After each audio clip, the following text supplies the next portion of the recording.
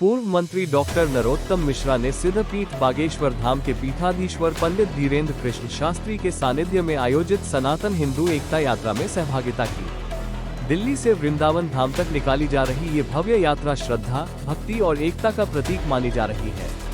Doctor Mishra ने कहा कि ये आयोजन सनातन धर्म की अखंड ज्योति और उसकी गौरवशाली परंपरा का साक्षी है।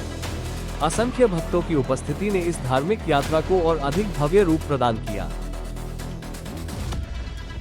जो सामने दिख रहा है ये लघु भारत है।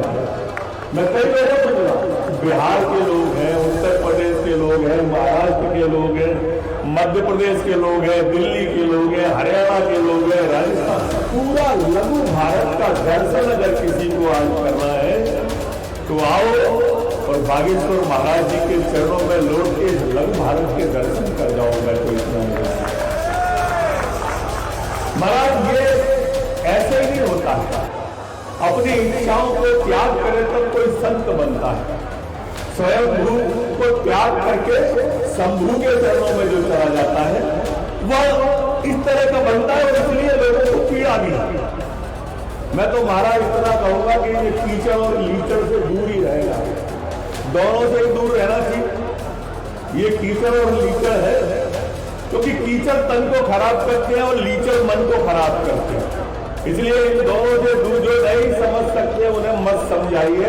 और समुद्र खारा है, खारा ही रहेगा, इसमें शक्कर मत मिलाइए।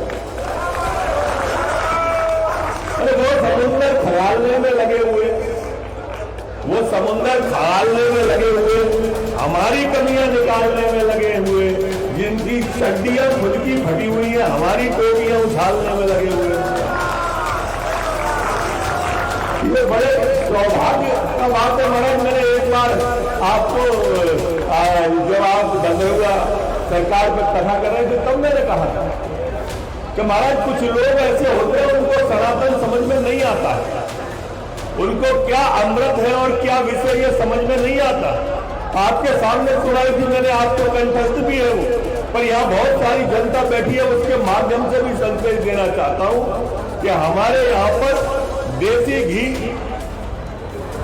घी गाय का घी हमारे यहाँ पर औषधि और अमृत माना गया है, लेकिन कुत्ता अगर उसको चाट ले तो वो मर जाता है। हमारे यहाँ पर महाराज श्री, हमारे यहाँ पर शहद जो मधुमक्खी का शहद है वो अमृत माना गया है आयुर्वेद में, लेकिन मक्खी अगर उसको चाट ले तो मर जाती है।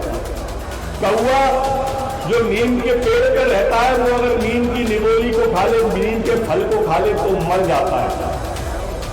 मिश्री अगर गधे को खिला दे तो मिश्री औषधि है हमारे आयुर्वेद में, पर गधा मर जाता है। मैं नहीं कह रहा कि वो गधे हैं कि वो कौवा है, लेकिन मैं इतना जानता हूं कि अमृत भी कुछ लोगों को हजम नहीं होता है। ये वही लोग हैं, ये सत्य सनातन के, जिनको अमृत हजम नहीं होता है।